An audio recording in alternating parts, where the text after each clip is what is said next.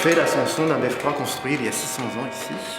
C'est vraiment ce qui matérialise la richesse et l'indépendance de la ville, des marchands, des bourgeois de la cité. Ce beffroi, il leur servait aussi de tour de guet. Il faut imaginer au sommet du beffroi, tout là-haut, un guetteur qui surveillait la ville et qui signalait l'arrivée des ennemis, de bandes armées, le feu. C'était important de rapidement signaler le moindre départ de feu. Et puis ce beffroi, c'est également l'abri des cloches de la ville. On sait que dès l'origine, dès la fin du XIVe siècle, on monte des cloches dans le beffroi. Des cloches qui vont rythmer la journée de travail et de repos des habitants. Ici à Douai, il y a une tradition liée au carillon qui est très ancienne et qui remonte au XIVe siècle.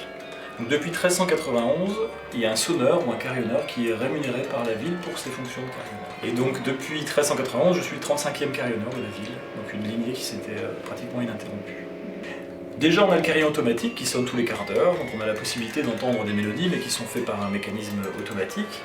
Il y a également une audition du carillon qui se fait le samedi matin à 10h45 jusqu'à 11h30, donc tous les samedis matins.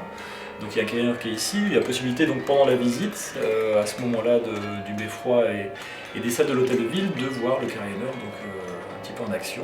De juin à septembre, il y a des concerts qui sont organisés. Alors il y a plusieurs concerts, hein, vous avez les plaquettes à disposition.